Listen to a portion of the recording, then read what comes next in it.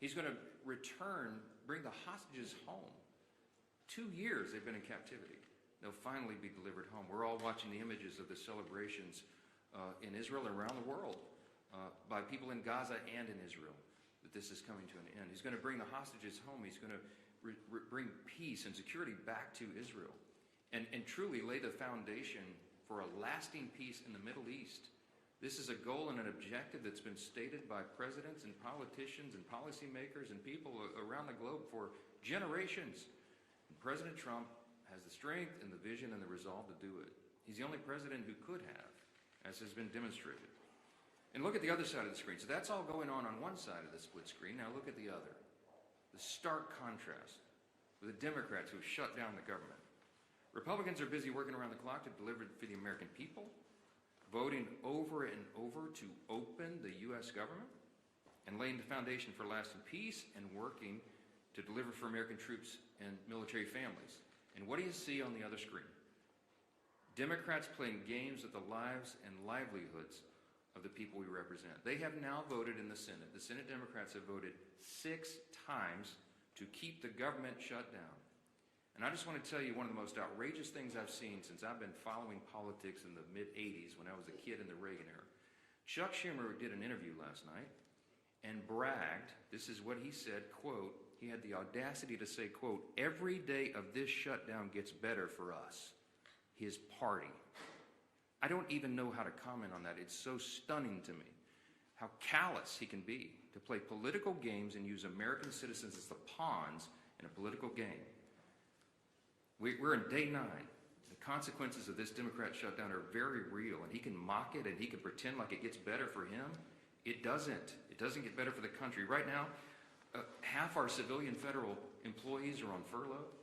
Real, vital, critical services that American citizens in all categories rely upon are halted. And when we talk specifically about our military, right now service members, military personnel at home and abroad, as well as Border Patrol agents, TSA, air traffic controllers, they're all working without pay. I was on C-SPAN this morning on that program they do in the morning where American citizens call in. They have a Republican line, Democrat line, and independent line. One of the callers called in and she was so upset. She's a young military mother. And she has 2 special needs children, as she told her story. In tears, she's so angry, and so am I, that their services are being delayed. I mentioned here at this podium last few days, I mean, I have a big military district in Louisiana's 4th District. We have Fort Polk in Barksdale Air Force Base. Lots of airmen, lots of soldiers. Many of them are deployed right now, defending your freedom around the world. And they've left their young families at home. They live paycheck to paycheck, many of these service members. And this is not a game. Chuck Schumer thinks it is. He says, quote, every day of the shutdown gets better for us. What the heck is he talking about? All of us on this side, we're kept up at night. This is a sad situation, and we've got to get through it. Almost 3 weeks ago, just by way of quick review, the House did its job. We did the responsible thing. We passed a clean, continuing resolution, no frills, nothing to it, 24 pages, bare minimum, to keep the lights on, so that Republicans and Democrats can do their work, and get together and do this job, to deliberate and negotiate and go through the process that Congress does on everything all the time, to work on all these issues. We voted to keep critical programs funded, and that ensures federal workers get paid, that our troops and TSA agents and Border Patrol and many more get their paychecks. We had that vote almost 3 weeks ago. Virtually every Republican voted to keep the government open and to make sure those paychecks are done. The Democrats in the House, all but one, voted to close the government and, by extension, stop paying troops, stop paying TSA agents, Border Patrol, air traffic controllers, and all the rest. We've done our job, and the Democrats need to do theirs now. That ball has been sent to the other court. That is the place where it lands right now. 6 times, I remind you, they voted to shut it down. We need 5 Democrats to break ranks. We need 5 of them to wake up and come to their senses and do the right thing for the American people. How long are they going to allow this pain to be sustained? I talked with the president last night. He called me after the peace deal was done, and he and I both lament, we all do, this terrible situation that we're in. While we're working to do all these positive things for the people and even settle conflicts around the world, the Democrats are playing games. It's political theater to them. They've reduced Americans' pain to a political prop. I'll just say this briefly, I'm going to let the other leaders speak here, but just a few things that you've seen. While we're doing all this work, we're working around the clock to deliver on all these things I've just listed. Democrats are playing games. They film themselves wandering the Capitol, beating on doors and posting flyers and pretending to look for their colleagues. They hosted a live stream. Oh, it's so embarrassing. House Democrats, they hosted this live stream where they ate candy and told terrible jokes to each other. They had an audience smaller than this room for the whole country. The leader of the Democrat Party is bragging about the cost that this is being borne by the American people. And just yesterday, I had 2 Democrat senators come over and stage a failed publicity stunt outside my office. I heard about it, walked out and confronted them and set them right on the truth. They came to this side of the Capitol to try to put on a little political show for their online audience, and then they walked right back over there and voted for the 6th time to keep the government shut down. Give me a break. Democrats seem to be doing everything except the one thing that Americans desperately need and deserve, and that's passing our clean CR to get the government operating again. That's all we're asking of them. Stop the political stunts. Stop the madness. Stop saying that you're enjoying inflicting pain on the American people, for goodness sakes, and pass the clean CR in the shutdown today. I'm going to turn it over first to our chairman, Chairman Mike Bost. He, as you know, works on all things regarding Americans veterans. He's the chairman of our committee that handles all of that. And we just wanted him to talk specifically about the costs that are being borne by our veterans because the Democrats shut down. Chairman? First off, I want to say thank the Speaker, and let me tell you this. I believe Secretary Collins and the administration is trying to do everything they possibly can with the money that we actually provided for them in advance for our veterans. Thank heaven we did. So the healthcare side and appointments and everything through our VA from that side is not in jeopardy yet. But let me tell you the areas that are and the concerns we have. In the CR that we pushed over 3 weeks ago now, we actually had extenders for certain programs that are vitally important, like the Fox Grant, which provides mental health in contracted mental health for many of our veterans who the suicides continue to happen at 17 a day. We also have things that we pushed over as far as the concerns we're dealing with continuing education. Continuing education is starting to fall by the wayside. The concerns that we have with other programs like this, there's about 7 of those programs, but those are going to start falling by the wayside. Now, one of the concerns that we're already hearing is the GI Bill. Right now, we're hearing rumors that as many as half of the people that have a GI Bill are not receiving GI Bill payments to their universities, and therefore, when they get on the line to try to call to make sure that their education will continue and it'll be paid for, to try to straighten it out, there's no one there to answer the phones. That is a concern. Day to day, our veterans are trying to make ends meet. Day to day, they're trying to hold on to their benefits. And day to day, they keep hearing these concerns, and they're going to continue to get worse. As a veteran, and as someone who tries to provide for them, the fear that I have for them is as this goes on, it will only get worse. It's not a game. It affects real people's lives. Another program that's out there that is concerning is those that might be needing home health care. Those are private providers. Now, like I said, Secretary Collins is trying to shift things around, but the authorization language expired on the 1st of October. Folks, this is not a game. It's very, very serious. And let me tell you this as well. As I watch us coming up on the deadline on the 15th, that the first time that our not only our veterans in dealing with this, but our military personnel, our young enlisted that may have spouses and children that are making it payday to payday, are all of a sudden trying to figure out, I'm living payday to payday, but I'm going to get no pay due. Let me tell you, that's personal to me. That's who I was. When I joined the United States Marine Corps, I was 18 years old and turned 19 in boot camp, got married out of boot camp, had a child. And for a short period of time, it was during the Carter administration, and we were living payday to payday. And when you saw no pay due, not everybody's got a parent that they can call. And you don't have a credit rating where you can actually call a banker. And you know what? Rents still due. Food's still got to be put on the table. And for someone to say, hey, you know what, it's getting better for us every day, it's not getting better for them every day. And they are the people that are standing on the front line to keep this freedom of this nation in place. We are going to continue to do our job. We did our job. We sent it to the Senate. All of these things that I talked about were in that continuing resolution. And we made sure from our part at the BA committee that they were. It is time that the Democrats quit playing games with those people who they claim that they're all for, our veterans and those who serve this nation. Thank you. Well, thank you, Mr. Chairman, and it just shows you the real cost of a government shutdown that Chuck Schumer's imposed on the country. We hear over and over these stories, and we're hearing more of them every day now that we're in the 8th day of this shutdown. The pain that is being inflicted on real people.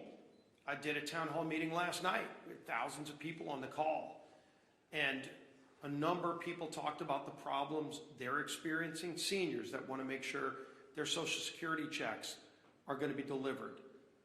Obviously, families of military personnel, we know those stories. We hear those stories. And what does Chuck Schumer say? You know, I read you the quote yesterday of a senator just a few days ago who said, quote, "The point of this shutdown is not just suffering for suffering's sake, but to make a point." That was a different senator. And then yesterday, Chuck Schumer, of course, says, quote, "Every day this gets better for us." And so you've got to ask yourself, if you're Chuck Schumer, and a good day for you is defined by how much suffering you can impose on other people, including our men and women in uniform, maybe you need to look in the mirror and check yourself at the door and wonder what it is you're up here trying to accomplish. Is that really why Chuck Schumer ran for office? To inflict pain on other people so that he can have a good day, a better day for himself.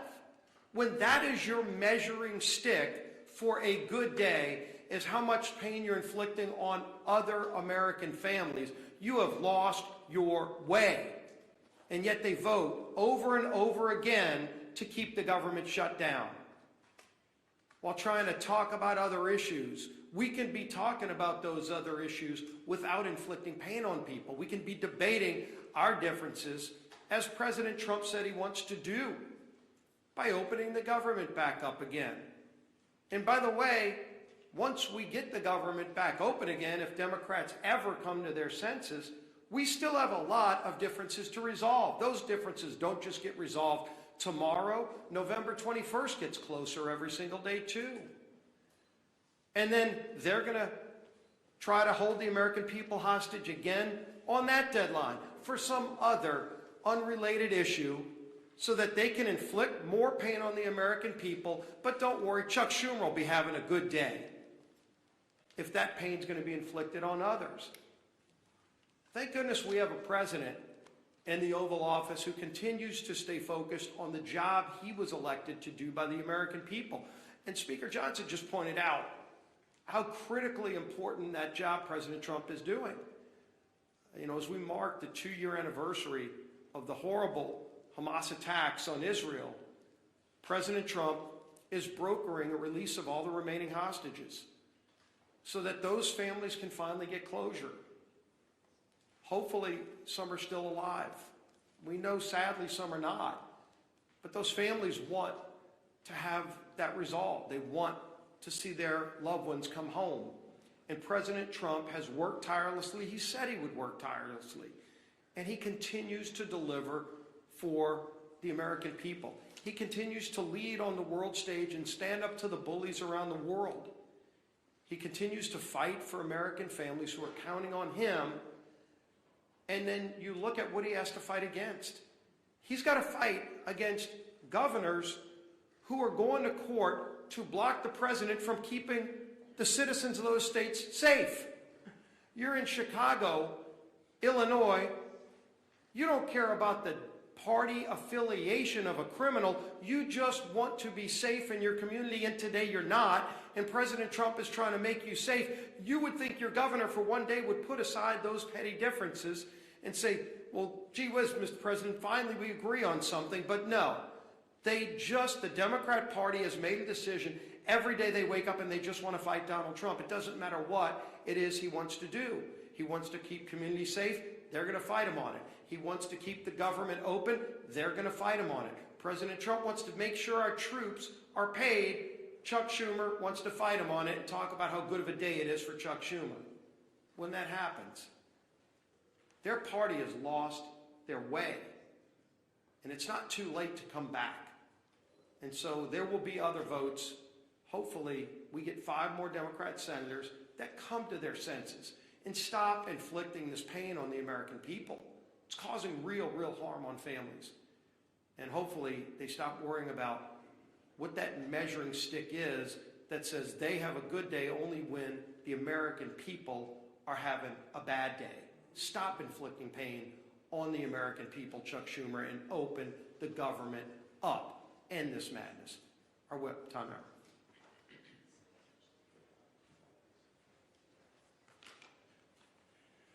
Yesterday, Senate Democrats, including the 2 senators from my home state of Minnesota, Tina Smith and Amy Klobuchar, voted for a 6th time, as the Speaker mentioned, to shut the government down or keep it shut down. 6 times. That's 6 times that Senate Democrats have voted against, as Leader Scalise was just talking about, paying our troops. 6 times that they voted against the 13,000 Minnesota National Guardsmen who are showing up to work without receiving a paycheck. 6 times that they voted against supporting federal workers, air traffic controllers, border patrol agents, and the list goes on and on. And why? Because Democrats have decided they'd rather hold the American people hostage than pass the same nonpartisan clean CR that they supported just 6 months ago and that they passed 13 times under the Biden administration. Tina Smith claims she shut the government down so that she can, quote, protect Minnesotans' health care, unquote. But Tina, if that really was the case, why do you support a $1.5 trillion spending proposal that would give health care to illegal aliens while cutting $50 billion from rural health care? Is she just not being honest? This was never about health care for the Democrats. This has been about picking a fight with President Trump so that they can try to score points with the terrorist wing of their party. It's pure politics, and nothing reveals their true motivations more than Chuck Schumer taking a victory lap, as both the Speaker and the Leader have said, saying every day this gets better for us. So every day that our troops, TSA agents, and air traffic controllers work without pay is a better day than the last? That's disgusting.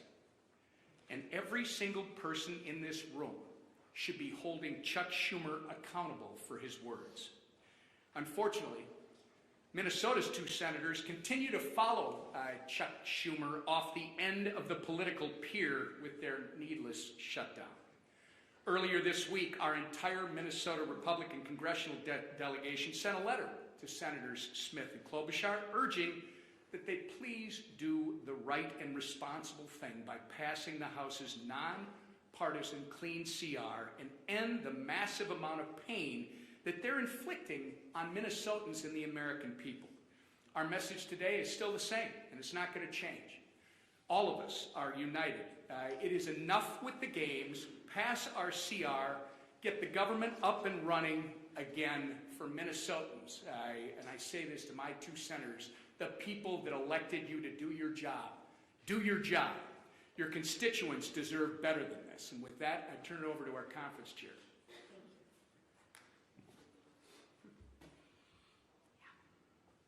It's interesting. I often want to ask Chuck Schumer, who is us?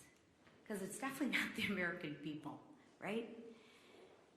And as the leader said, the speaker said, compare and contrast the 2 split screens. So I want to start today, and I want to tell you just how grateful that I am that the hostages are finally coming home and that peace in the Middle East is on the horizon.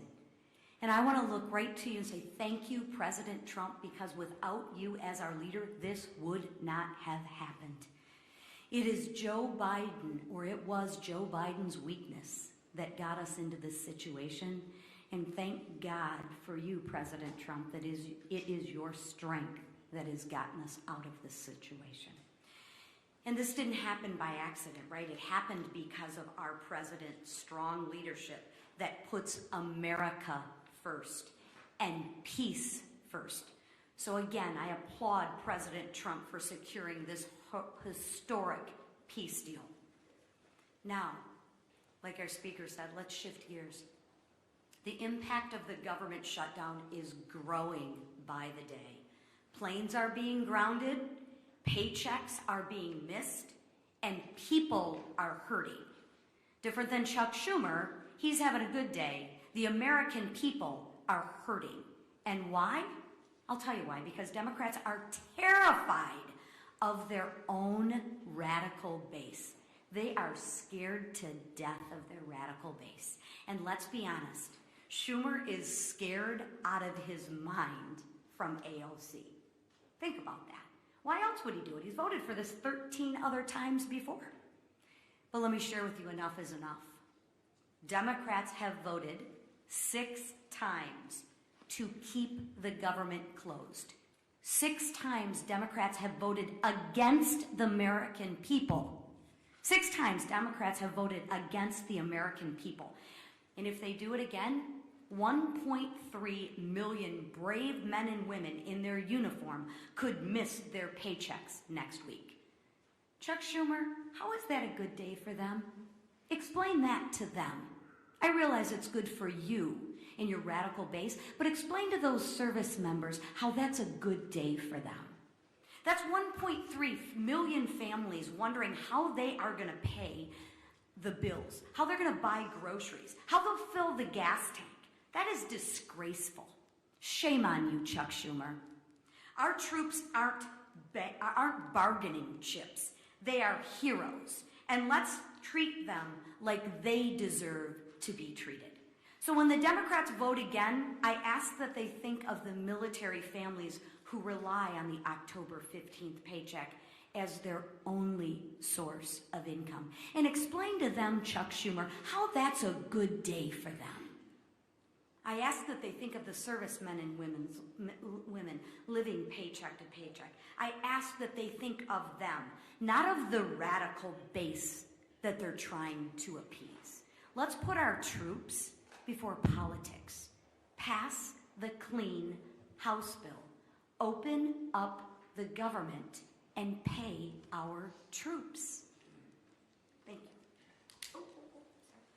Yes, go ahead. I understand this is a heavy situation, this shutdown. Both parties think that they have the right goal and they're trying to strategize their way there.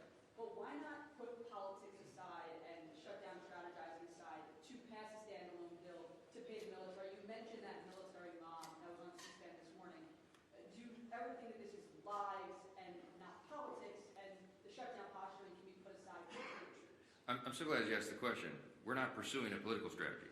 The CR is clean. It doesn't have any Republican priorities on it at all. In fact, we're extending Biden-era policies and spending.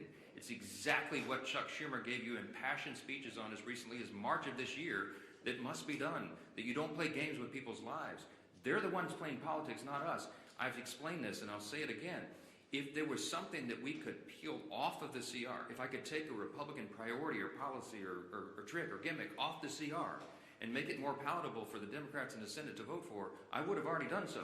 But I didn't send any of that on. We sent a totally clean document over there because we're operating in good faith. What's our goal, our strategy? To keep the lights on for the people of this country so that we can have their Congress working to resolve all these issues. They're trying to make this about health care. It's not. It's about keeping Congress operating so we can get to health care. We always were going to. They're lying to you, okay? The health care issues were always going to be something discussed and deliberated and contemplated and debated in October, November. It always was. Everybody in the building knows that. It's going on right now. There are conversations that have been going on for months leading up to this. They're lying to you. They're playing political games. They're trying to pretend that a December 31 policy issue has something to do with the fiscal cliff that we faced on September 30th with a shutdown. And they're doing that out of desperation. Why? Because their policies are so unpopular.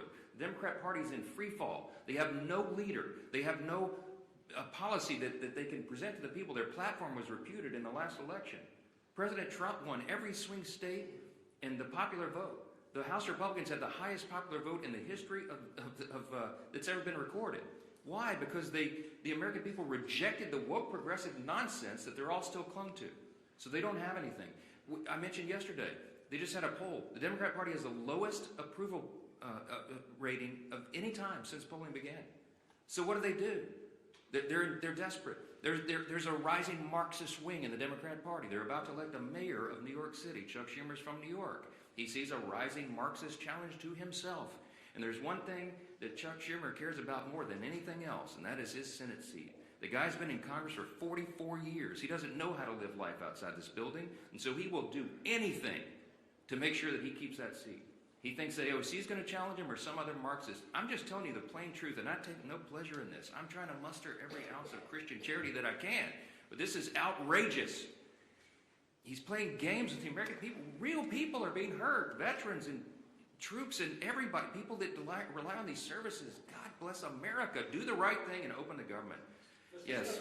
Yeah. If the goal is to keep the lights on and to protect these veterans and military servicemen who are being hurt, why not put a standalone military pay bill on the table? We have already voted to pay the troops. We did it 3 weeks ago. We put that bill on the floor, and the Republicans voted to pay the troops, TSA agents, Border Patrol, Air Traffic Patrol, and everybody else.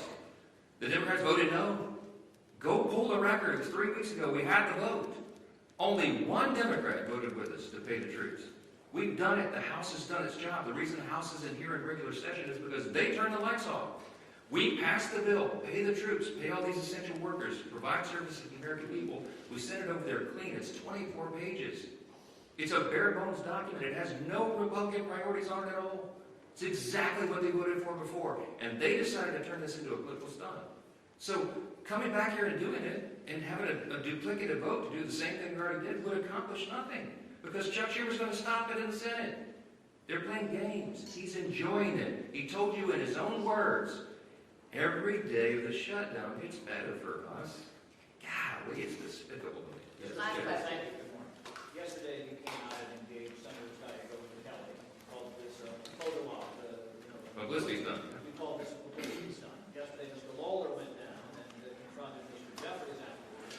I guess my question was, you as the speaker, considering how the tensions are rising in the building, if you had the House here, everybody here, there would be fights in the hallways.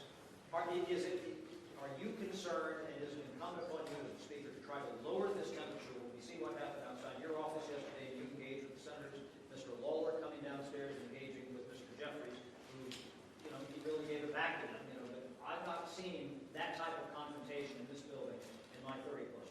I haven't either, Chad, and it concerns me. I've been here longer than you. I know you have. Look, since I got here, January 2017, I've been working on restoring civility to the institution. The first thing I ever did in Congress was draft the commitment to civility. I was proud that 52 out of 53 members of my freshman class, as I remember, signed on to that. Republicans and Democrats, treat one another with dignity and respect. Let's have policy disputes, but not make it personal.